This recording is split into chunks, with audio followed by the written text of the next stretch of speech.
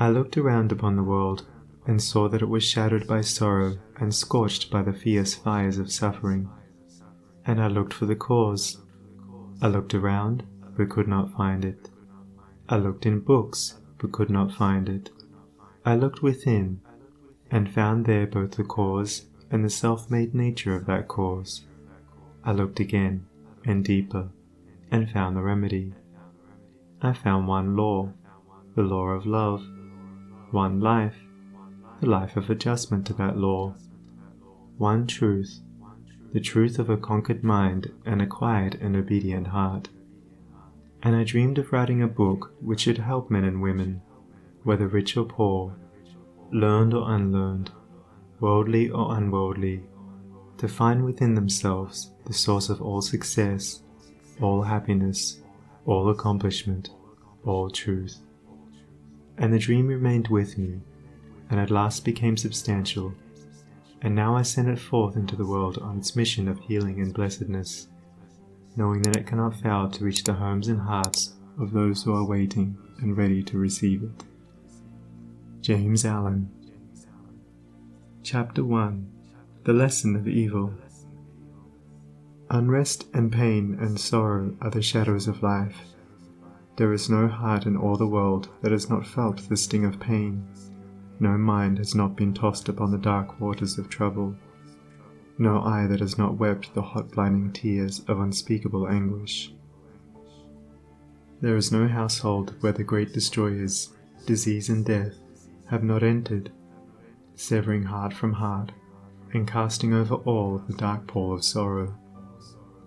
In the strong and apparently indestructible meshes of evil, all are more or less fast caught, and pain, unhappiness, and misfortune wait upon mankind.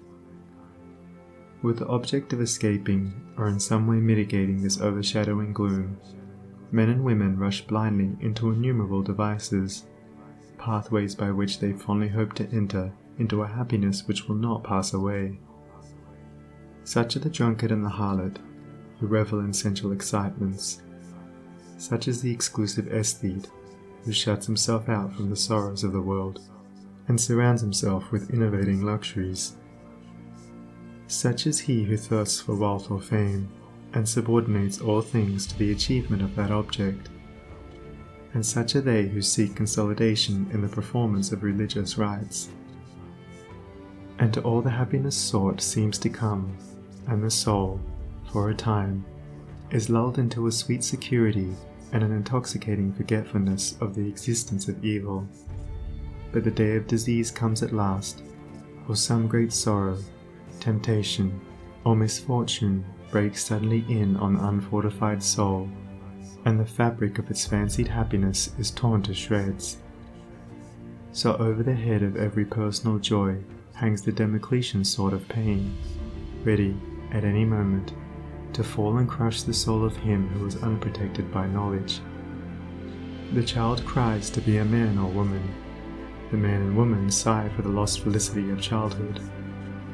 The poor man chafes under the chains of poverty by which he is bound, and the rich man often lives in fear of poverty, or scours the world in search of an elusive shadow he calls happiness.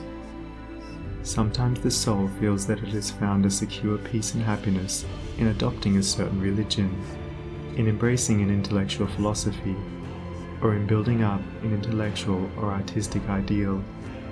But some overpowering temptation proves the religion to be inadequate or insufficient. The theoretical philosophy is found to be a useless prop, or in a moment, the idealistic statue upon which the devotee has for years been laboring is shattered into fragments at his feet. Is there, then, no way of escape from pain and sorrow? Are there no means by which bonds of evil may be broken?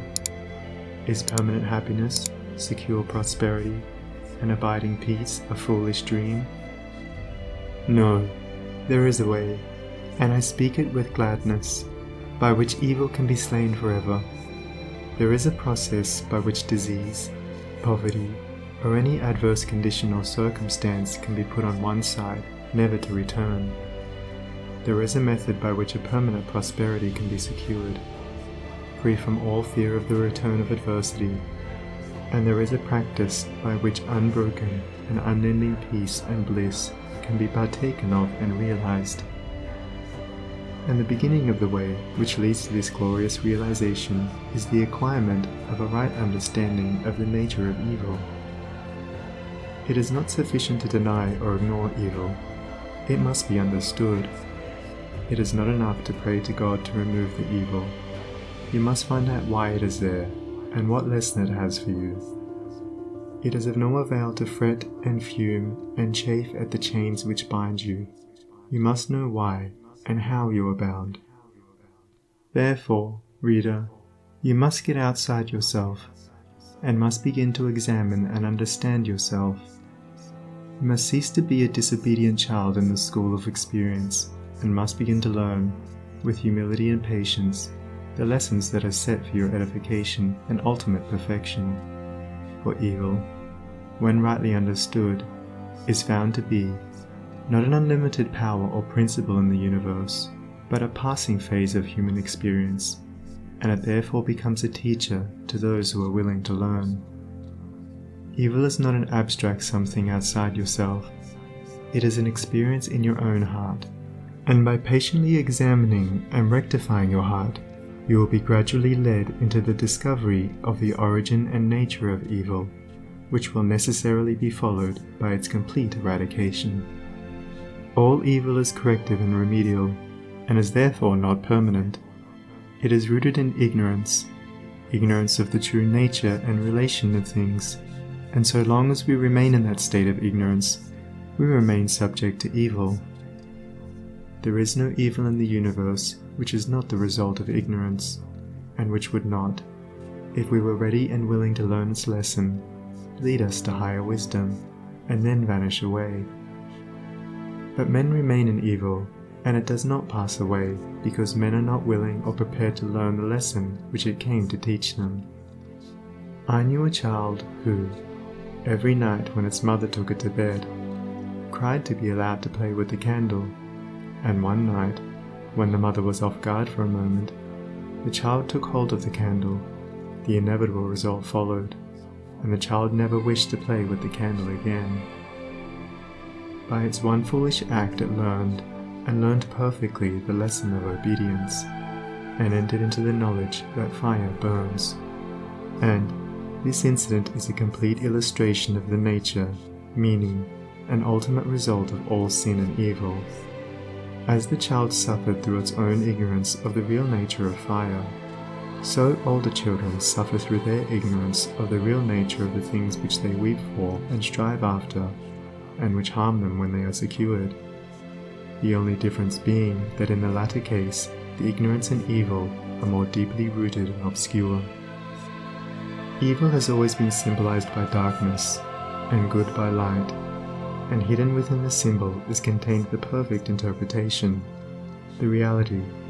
For, just as light always floods the universe, and darkness is only a mere speck or shadow cast by a small body intercepting a few rays of the illimitable light, so the light of the Supreme Good is the positive and life-giving power which floods the universe, and evil, the insignificant shadow cast by the self that intercepts and shuts off the illuminating rays which strive for entrance.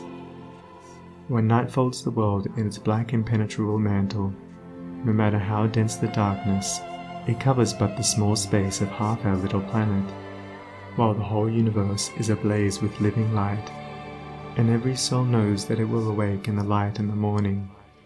Know, then, that when the dark night of sorrow, pain, or misfortune settles down upon your soul, and you stumble along with weary and uncertain steps, that you are merely intercepting your own personal desires between yourself and the boundless light of joy and bliss, and the dark shadow that covers you is cast by none and nothing but yourself.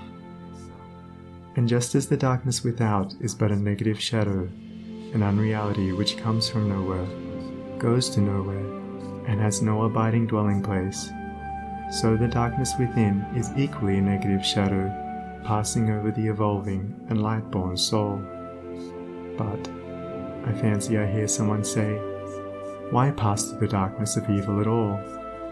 Because, by ignorance, you have chosen to do so, and because, by doing so, you may understand both good and evil, and may more appreciate the light by having passed through the darkness. As evil is the direct outcome of ignorance, so, when the lessons of evil are fully learned, ignorance passes away, and wisdom takes its place. But as a disobedient child refuses to learn its lessons at school, so it is possible to refuse to learn the lessons of experience, and thus remain in continual darkness, and to suffer continually recurring punishments in the form of disease, disappointment, and sorrow.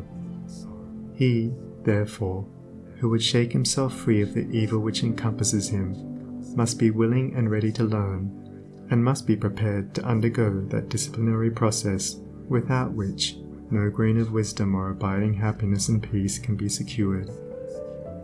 A man may shut himself up in a dark room, and deny that the light exists, but it is everywhere without, and darkness exists only in his own little room. So you may shut out the light of truth, or you may begin to pull down the walls of prejudice, self-seeking, and error which you have built around yourself, and so let in the glorious and omnipresent light.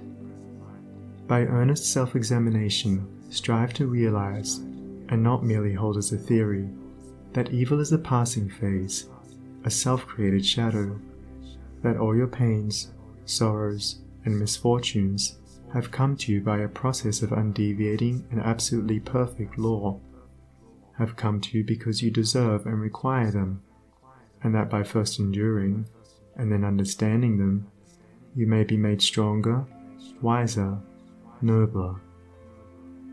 When you have fully entered into this realization, you will be in a position to mold your own circumstances, to transmute all evil into good, and to weave, with a master hand, the fabric of your destiny. What of the night, O watchman, seest thou yet? The glimmering dawn upon the mountain heights, the golden herald of the light of lights. Are his fair feet upon the hilltop set? Cometh he yet to chase away the gloom, and with it all the demons of the night? Strike yet his darting rays upon thy sight? Hearest thou his voice, the sound of error's doom? The morning cometh, lover of the light. Even now he gilds with gold the mountain's brow. Dimly I see the path whereon even now his shining feet are set toward the night. Darkness shall pass away, and all the things that love the darkness and that hate the light shall disappear forever with the night. Rejoice, for thus the speeding herald sings.